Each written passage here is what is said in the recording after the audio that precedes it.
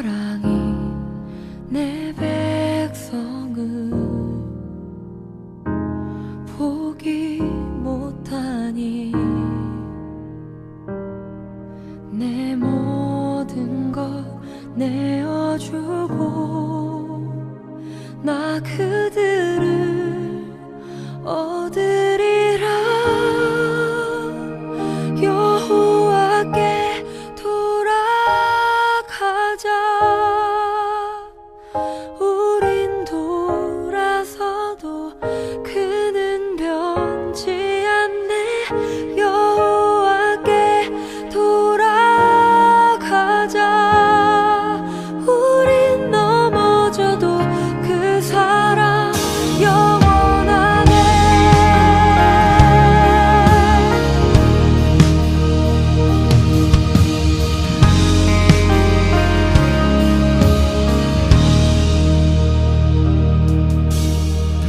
내 백성이 나를 떠나 돌아섰지만 내 사랑이 내 백성을 포기 못하니 내 모든 것 내어주고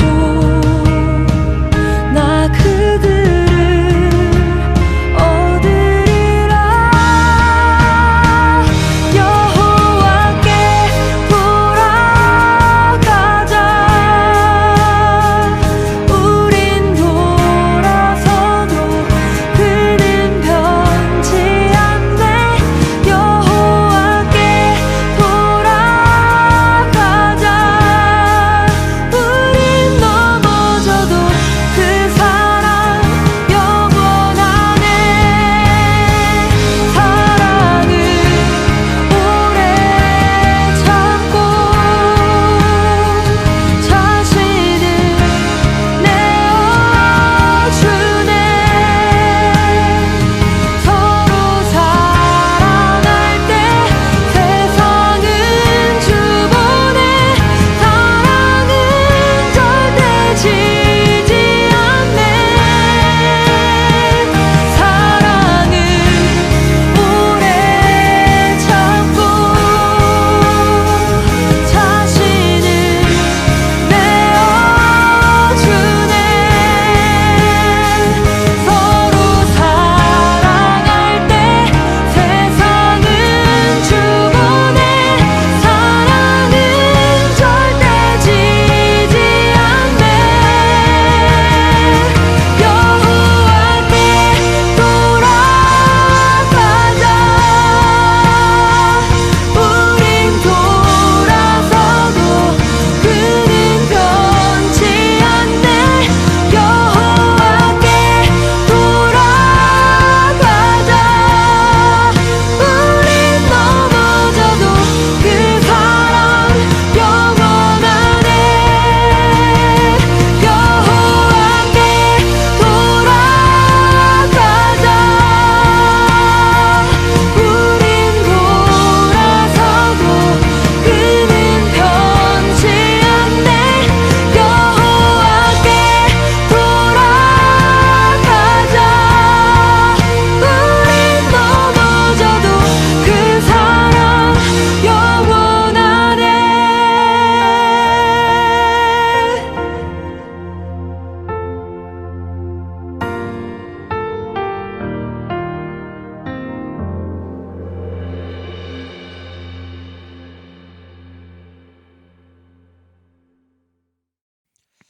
사랑과 은혜와 풍성하신 하나님 아버지, 새해 첫 주, 첫 예배를 우리가 함께 주님 앞에 나아가게 하신 주님 감사합니다. 오늘 이 날이 정말 귀한 날 되게 하시고 새 첫 출발을 주님의 말씀과 더불어 나아갈 수 있도록 주님 축복하여 주시옵소서. 이 모든 말씀 예수 그리스도 이름으로 기도드렸습니다. 아멘. 여러분 반갑습니다. 오늘은 2021년 1월 3일 첫 예배입니다. 새해 첫 예배입니다. 감사하게도 또 너무도 기분 좋게 우리 예비 중학교 1학년들이 오늘부터 우리 학생의 온라인 예배와 함께 드리도록 되었습니다. 우리 큰 박수로 환영해 주시기 바랍니다. 야! 끝. 정말 반갑고요. 너무 감사하고 우리가 좀 정말 직접 이렇게 얼굴 보고 정식으로 인사할 때까지 온라인 예배로 온라인을 통해서 만나도록 하겠습니다. 그 유초등부 예배와는 많이 분위기도 다르고 하겠지만 여러분들이 좀 그래서 좀 힘들 수 있습니다. 그래서 하지만 잘 따라와 주시면 우리가 다시 이렇게 얼굴 보면서 예배하게 될 때는 훨씬 쉽지 않을까 하는 기대를 해봅니다. 우리 함께 말씀 보겠습니다. 출애굽기 2장입니다. 출애굽기 2장 11절에서 15절까지 말씀입니다. 모세가 장성한 후에 한 번은 자기 형제들에게 나가서 그들이 고되게 노동하는 것을 보더니 어떤 애굽 사람이 한 히브리 사람 곧 자기 형제를 치는 것을 본지라.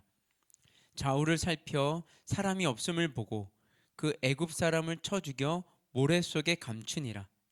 이튿날 다시 나가니 두 히브리 사람이 서로 싸우는지라. 그 잘못한 사람에게 이르되 내가 어찌하여 동포를 치느냐 하매 그가 이르되 누가 너를 우리를 다스리는 자와 재판관으로 삼았느냐. 내가 애굽 사람을 죽인 것처럼 나도 죽이려느냐. 모세가 두려워하여 이르되 일이 탈로 되었도다. 바로가 이 일을 듣고 모세를 죽이고자 하여 찾는지라. 모세가 바로의 낯을 피하여 미디안 땅에 머물며 하루는 우물 곁에 앉았더라. 아멘. 가나안 땅에 극심한 기근이 들었습니다. 그때 하나님은 이스라엘 백성들을 애굽 땅으로 인도하셨습니다. 그들은 애굽 땅에서 번성하게 됩니다. 힘이 큰 민족을 이루게 됩니다. 하나님께서 그들을 축복하신 것입니다. 하지만 그들에게는 결코 축복으로 여겨지지 않았을 것입니다. 왜냐하면 그들은 애굽 땅에서 노예 신분으로 있었기 때문입니다.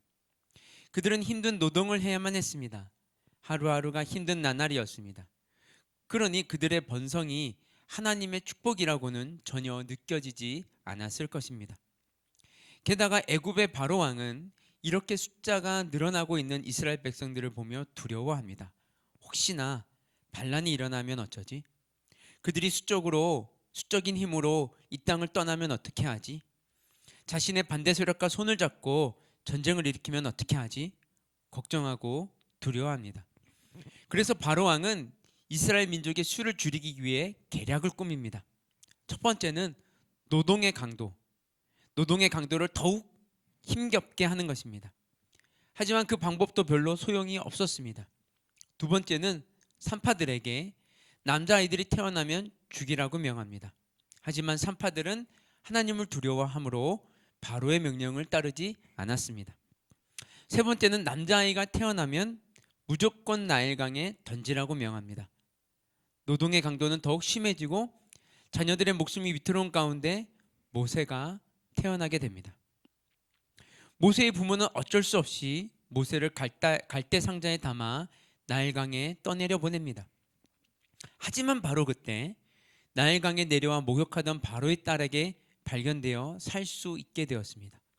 하필 그때 바로의 딸이 나일강에서 목욕하고 있었고 강가를 살피던 시녀들에게 발견되지 않고 바로의 공주에게 먼저 발견되고 상자를 열자 아기가 우는 모습을 보고 바로의 딸은 아이를 불쌍히 여깁니다. 계속되는 연속되는 우연이 이 아이를 살린 것입니다. 하지만 그 우연처럼 보이는 모든 것들은 하나님의 간섭이었음을 우리는 인정할 수밖에 없습니다. 그렇게 목숨을 살린 모세는 오늘 본문 11절을 보면 장성했습니다. 이제 그의 나이는 어느덧 40이 되었습니다. 그는 공주의 아들로 지금까지 살아왔습니다. 그는 애굽 궁정에서 최고의 교육을 받았습니다. 당대 최고의 학자들로부터 수리학, 항해술 등등 전문적인 지식 교육을 받았을 것입니다. 그러던 중 이제 점점 선택을 해야 될 때가 왔습니다. 히브리인으로 살 것인가? 아니면 애굽인으로 살 것인가? 이에 대한 답을 우리는 사도행전 7장 23절에서 찾을 수 있습니다. 나이가 40이 되매 그 형제 이스라엘 자손을 돌볼 생각이 나더니 40이 되면 대부분 사람들이 앞으로 내가 어떻게 살지 고민하게 됩니다. 즉 모세는 부모님이 자신에게 심어주신 히브리인으로 살 것인지 아니면 애굽 궁정에서 교육받은 대로 이집트 사람으로 살 것인지 이제 결정해야 될 때가 온 것입니다. 모세는 심각하게 고민했을 것입니다. 그 결과 그의 눈에는 그의 형제 이스라엘 자손이 보이기 시작합니다. 그래서 결단합니다.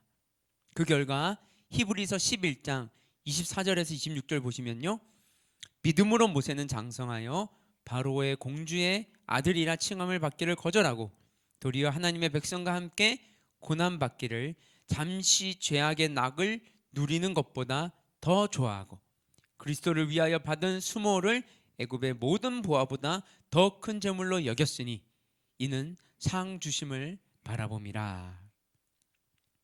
모세가 40이 되어 이스라엘 백성들을 돌보기로 작정했을 때 마음의 동기가 히브리서 11장에 등장하고 있습니다. 이 구절은 모세가 자기의 위치, 공주의 아들로서 살아가면 누릴 수 있는 두 가지가 나옵니다. 하나는 25절에 죄악의 낙입니다. 그리고 26절에 애굽의 모든 보화가 있습니다. 그냥 애굽의 왕자로 살아가게 되면 엄청난 쾌락과 물질이 그를 따르게 됩니다. 모세의 것이 될 수 있습니다. 공주의 아들의 유산이 얼마나 엄청나겠습니까? 근데 여러분 한번 생각해 보십시오. 이 두 가지는 쾌락이든 물질이든 이 두 가지는 모든 세상 사람들이 추구하는 절대 가치입니다. 그렇지 않습니까? 쾌락과 부는 모든 사람들이 좋아라 하는 절대 가치입니다. 많은 사람들이 더 많은 쾌락을 즐기기 위해서 더 많은 부를 누리기 위해서 지금도 몸부림치며 살아가고 있습니다. 근데 모세는 어떻게 합니까? 이미 자신에게 약속되어 있는 쾌락과 물질을 포기하기로 결단합니다. 죄악의 낙보다 하나님의 백성과 함께 고난받기로 결정합니다. 그리고 애굽의 모든 보화보다 자신의 백성들을 위해 받는 그 무시를 더 크게 여겼다고 합니다. 이것이 모세가 40이 되었을 때 결단한 것입니다. 여러분 엄청나지 않습니까? 이것은 참으로 대단한 결단입니다. 결코 쉽지 않습니다. 혹시 여러분들은 자신의 진로나 전공 또는 대학을 꿈꿀 때 이 세상에서 잘 되기 위함이 아니라 하나님 나라가 잘 되기를 소망하며 꿈꾸는 인생이 있습니까? 하나님께 쓰임받기 위해서가 아니라 나 잘 되기 위해서 꿈을 꾸고 전공을 정하고 진로를 정하게 됩니다. 그렇지 않습니까? 그런데 모세는 모든 사람들의 꿈과 소망을 마음껏 누릴 수 있는 위치에 있었음에도 불구하고 그것을 다 포기해 버립니다. 다 내팽개쳐 버립니다.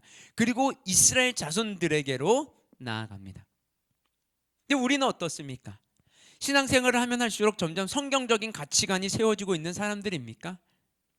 우리가 신앙생활을 한다는 것은 우리 안에 있는 그 세상의 가치가 완전히 뒤집어지는 것을 의미합니다. 그리고 새로운 살아있는 성경적 가치가 우리 안에 들어온다는 것입니다. 그 새로운 가치가 우리를 휘어잡으면서 이전에 있던 모든 가치들을 배설물로 여기게 됩니다. 이것이 바로 우리가 신앙을 가지고 있다는 것이고 말씀을 깨닫고 있다는 것이고 성숙해 간다는 표지가 되는 것입니다. 여러분, 모세의 결정이 결코 쉬운 결정이 아닙니다. 왜냐하면 모세에게 있어서 죄악의 낙과 애굽의 물질은 추상적인 것이 아닙니다. 또한 자신이 애써야지만 얻을 수 있는 것이 아닙니다. 그냥 손만 뻗으면 자신의 것이 되는 것입니다. 네, 우리는 믿는 자들로서 충분히 누릴 수 있는 자유가 있습니다. 그러나 우리에게는 끊임없이 몸부림치는 양심과 살아있는 범민들이 있어야 합니다. 이것이 신앙의 힘입니다. 모세의 마음속에 그것이 살아있었기 때문에 애굽의 수많은 쾌락과 즐거움들을 포기할 수 있었던 것입니다. 우리에게 주어지는 그 수많은 물질과 쾌락에 물들지 아니하고 오히려 그것을 누리는 가운데 내가 누구이고 내 삶의 목적이 무엇인지 곰곰이 생각해 보면서 우리의 삶을 수정할 수 있는 여러분들의 지기를 바랍니다. 그런데 이런 결단을 가지고 자신의 민족에게 눈을 돌린 모세에게 어떤 일이 벌어지고 있는지 한번 보십시오. 11절입니다.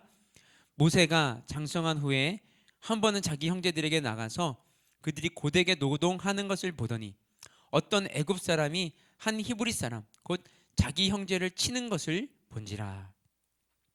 모세의 마음속에 애굽의 보화와 죄악의 낙보다 이스라엘 백성들을 돌보기로 결단하자 그의 눈에 들어온 첫 번째 장면이 무엇입니까?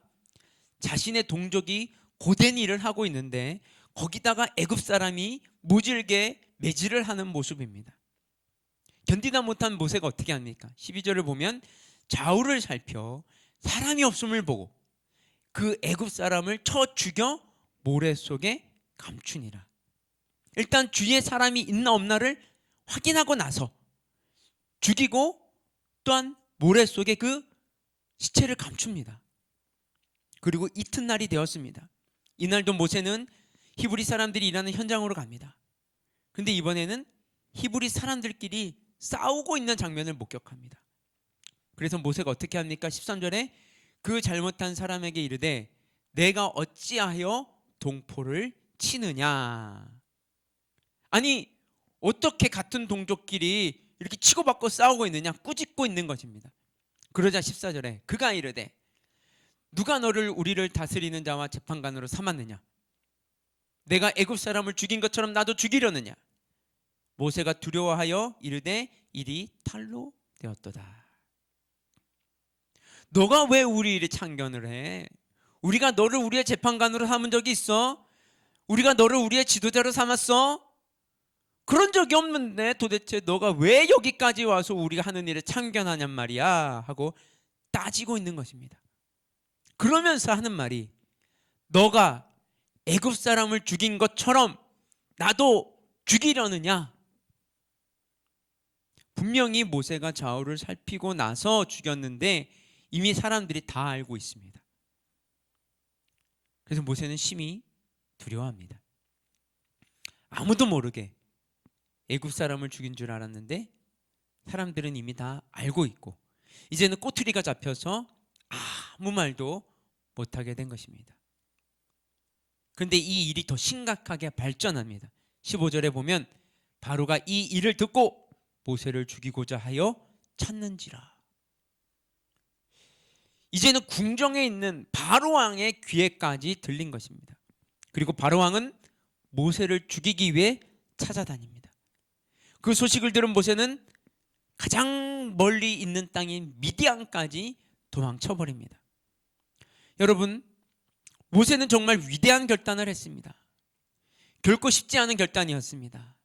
그 바로의 궁정에 있으면서 그 쾌락과 보화를 포기하고 동족인 이스라엘 백성들의 편에 서고자 했습니다. 그런데 모세의 출발은 어떻습니까? 위대한 결단과는 너무나 대조적으로 비참하고 처참하게 무너지고 있습니다. 여러분, 모세의 첫 출발은 왜 이렇게 되어야만 했을까요? 왜 실패했어야만 했을까요? 그 대답이 사도행전 7장 25절에 있습니다. 그는 그의 형제들이 하나님께서 자기의 손을 통하여 구원해 주시는 것을 깨달으리라고 생각하였으나 그들이 깨닫지 못하였더라. 여러분, 모세가 애굽 사람을 때려 죽인 그 행동의 배경에는 25절에 자기의 손을 통하여 구원해 주시는, 즉 모세가 애굽 병사를 죽이면서 어떻게 생각했다는 것입니까? 내가 이런 용감한 행동을 하면, 내가 이스라엘 백성들을 구원하는, 내가 이런 행동을 하면 이스라엘 백성들이 모세의 손을 통해서 구원이 시작될 것이라고 깨닫게 될 것이다 라고 기대했던 것입니다. 모세는 민족을 구원하는 영웅이 되고 싶었습니다. 사실 그는 자신감이 넘쳤었습니다. 왜냐하면 지난 시간 동안 애굽 궁정에 있으면서 애굽 사람의 모든 지혜를 배웠습니다. 그들의 말과 그들이 하는 일에 능했습니다. 게다가 애굽 왕자로서 누릴 수 있는 모든 것을 포기하기까지 했습니다. 그렇다면 이 정도면 준비된 것 아니겠습니까? 사실 그는 자신이 잘 준비되었다고 생각했습니다. 심지어 하나님이 나를 준비시켰다고까지 생각했습니다. 그래서 행동에 옮긴 것입니다. 내가 결단했고, 그래서 내 인생은 던지면 나를 통해서, 자기의 손을 통해서 이스라엘 백성들을 구원할 수 있겠구나라고 생각했던 것입니다. 그래서 애굽 병사를 쳐 죽였습니다. 그리고 이스라엘 백성들이 이제는 자신을 이스라엘의 구원자로 따를 것이라고 기대했습니다. 그런데 그런 구상은 와장창 무너지고 말았습니다. 여러분, 모세의 이런 민족주의적이며 영웅적인 행동은 자기 자만과 자기 신뢰의 그 교만함에서 출발한 것입니다. 그래서 이렇게 말하죠. 자기의 손을 통하여 구원해 주시는. 여러분, 이게 맞는 말입니까? 자기의 손을 통하여가 맞습니까? 하나님의 손을 통하여가 맞지 않습니까? 여러분, 이 구절이 하나님의 손을 통하여가 맞는 것입니다. 여러분, 우리가 기억할 것은 사람은 삶의 방향만 바뀐다고 해서 하나님의 역사가 시작되는 것이 아니라는 것입니다. 방향의 전환뿐만이 아니라 어떤 가치관의 전환뿐만이 아니라 실질적으로 그 사람의 내면에 준비되어 있어야만 합니다. 근데 그 내면의 준비가 무엇입니까? 내가 주인이냐? 내가 나의 주인이냐? 하나님이 나의 주인이냐? 나의 손을 통해서 할 거냐? 하나님의 손을 통해서 할 거냐라는 것이죠. 모세는 외적 방향은 바뀌었습니다. 바로의 딸의 아들, 왕자로서의 삶을 포기하는, 그래서 그 왕자로서의 삶에서 누릴 수 있는 그 쾌락과 그 물질을 포기했습니다. 가치관이 바뀌었습니다. 외적인 바뀜이 있었습니다. 하지만 아직은 거기 내면의 방향은, 내면의 주인은 바뀌지 않았던 것입니다. 그래서 실패할 수밖에 없었습니다. 하나님께서 많은 사람들을 실패의 학교로 던지시는 이유가 무엇일까요? 그것은 외적인 방향은 바뀌었을지 몰라도 그 내면의 근본적인 방향은 아직까지 자기 중심적이기 때문입니다. 그리고 그 내면의 근본적인 방향이 바뀌지 않는 사람은 하나님이 사용할 수 없기 때문입니다. 모세 자신은 스스로 보기에 자신이 잘 준비되어 있는 것처럼 느꼈을 것입니다. 포기했고 다 내놓았고 결단했으니까. 하지만 하나님이 보실 때는 그는 아직까지 준비되지 않았던 것입니다. 그래서 하나님은 그를 실패의 학교에 입학시키십니다. 그래서 여러분, 믿는 자들에게 있어서 실패는 결코 손실이 아닙니다. 낭비가 아닙니다. 겪지 않아도 될 일을 겪은 것이 아닙니다. 사실 실패는 하나님의 백성들에게 반드시 꼭 필요한 과정입니다. 왜냐하면 우리는 이러한 실패를 통해서 우리 내면의 방향이 비로소 바뀌기 때문입니다. 이 실패를 통해서 우리는 우리 자신을 의지하는 것보다 하나님을 의지하는 방법을 배우게 됩니다. 여러분들은 앞으로 살면서 잘 되기보다는 잘 안 될 때가 더 많을 것입니다. 성공하기보다는 실패할 때가 더 많을 것입니다. 그럴 때마다 기억하십시오. 내가 지금 하나님의 실패 학교에 다니고 있다는 것을 말입니다. 그리고 점검하십시오. 자기의 손으로인지 하나님의 손으로인지 내가 진정 내면의 방향이 바뀌었는지 그렇지 않은지 점검해 보시기 바랍니다.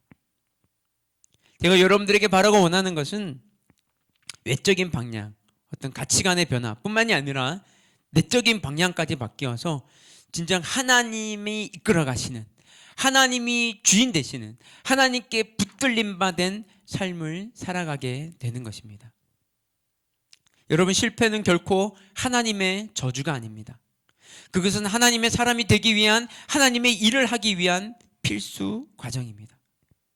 그러므로 실패할 때마다 기억하고 점검하며 결국에는 내면의 방향까지 바뀌어 정말 한평생 하나님의 일꾼으로 살아가시는 여러분 되시기를 주님의 이름으로 축복합니다.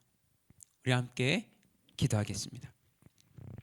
하나님, 우리가 이 세상을 살아가면서 내 욕심, 내가 이 세상에서의 성공, 내가 이루고 싶은 것, 그것을 이제는 내려놓고 하나님이 원하시는 것, 하나님이 기뻐하시는 것, 그것으로 방향을 전환할 뿐만이 아니라 내 내면의 주인이 바뀌는 그 실패의 과정을 통해서 내 내면의 주인이 하나님으로 바뀌는 그 은혜를 누리게 하여 주시옵소서. 이 모든 말씀 예수 그리스도의 이름으로 기도드렸습니다. 아멘. 여러분 수고하셨습니다. 요즘 참 많이 춥습니다. 여러분들 건강 조심하시고 또 계속해서 코로나가 잠잠해지지 않고 있기 때문에 될 수 있으면 외출은 자제하시고 집에서 잘 지내시기를 바랍니다. 우리가 다시 얼굴을 마주보며 예배할 수 있을 때까지 여러분 화이팅!